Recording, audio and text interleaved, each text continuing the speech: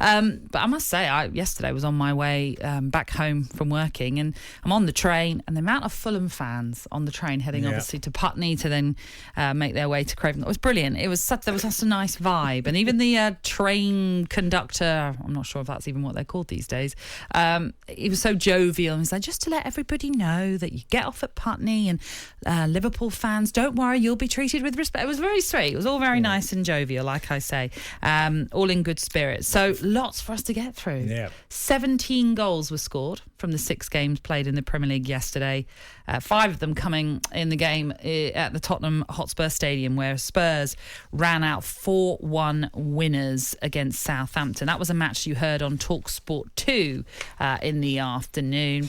It's a strong start that Spurs have made then, beating Southampton, coming from behind as well. Is that a statement victory for what is to come from Spurs, do you think, this season? I think it's an obvious one. Yesterday I feared for Southampton going to the new Tottenham Stadium. Fitness is a big thing that in sport, and that's an obvious thing to say. But when there's super levels fitness, it's completely different. And Spurs pre-season, my thoughts yesterday and watching the goals, and this morning we ran the goals, didn't we? We watched them again. I'm watching 4 or 5 bodies in the 18-yard box by Spurs every time they got forward, whether it was Emerson Royale, whether it's Kulusevski, just loads more. They're a super fit team now, and that's what Conte brings, apart from all his ability to tactically get teams quite close to spot on. He's got a team that's super fit with loads of goals in it. No Son, no Kane, which is the obvious one.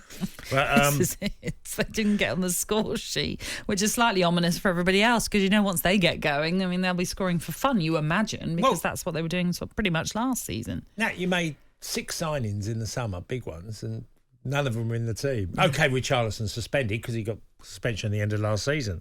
But it's quite funny when you go like, well, there's my statement, right? This is my team today. These are the guys who have come in, and watch us go. And I think that Spurs have made the best signing as a manager for a long time, because his demands are the highest level, but with that, physically, his teams will absolutely run you ragged. And that is a new proposition. Yes, teams at Spurs have had fit sides before, but this is to another level. And I thought yesterday, look, it's only 1 game gone, but it shows what Conte's about and what his team will be like this year. Well, let's hear them from the Spurs manager, Antonio Conte. He has been speaking about what's been a perfect start then to their season.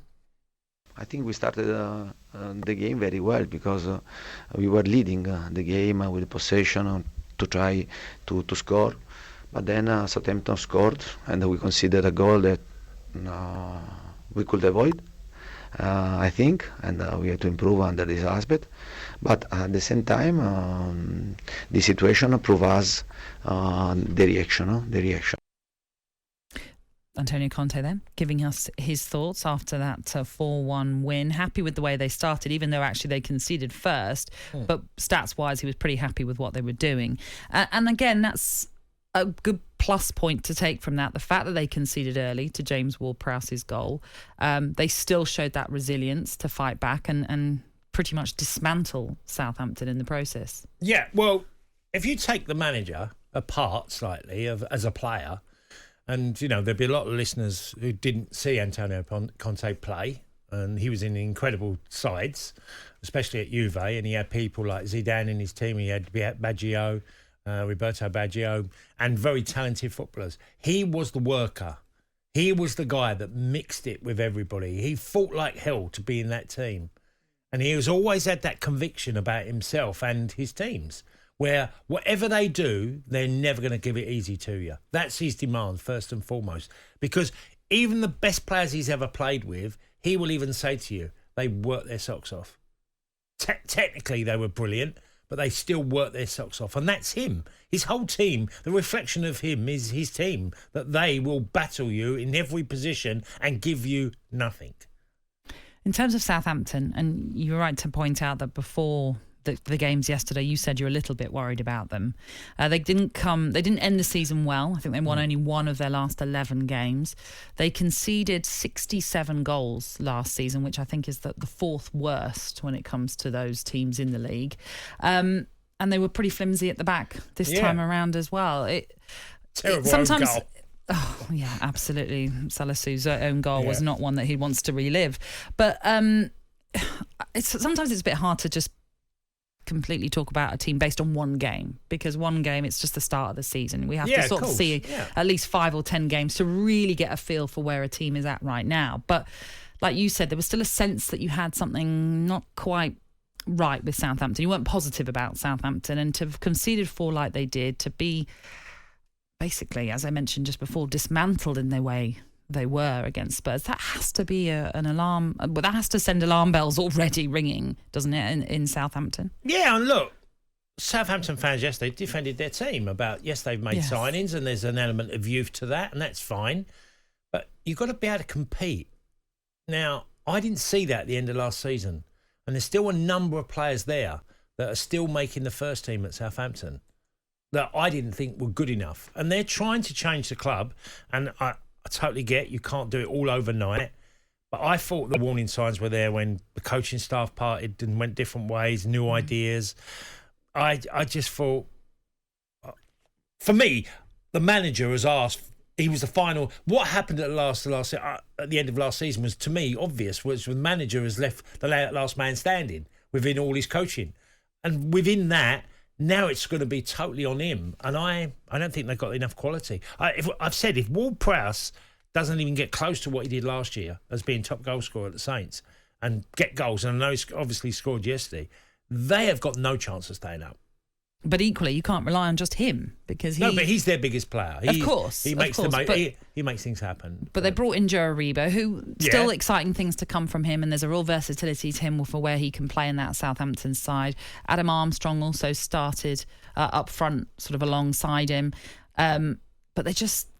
they had 2 shots on target, really. They didn't offer much going forward, unfortunately. No, and that's a problem. Adam Armstrong's got a lot of goals, isn't he, in a different level? Yeah. He's done that for his career, and he's still relatively a young man.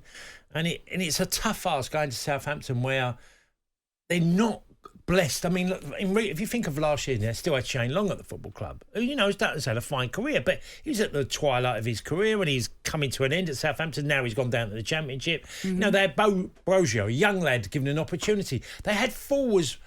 The most experience they had in recent season was Danny Ings, and he leaves the football club.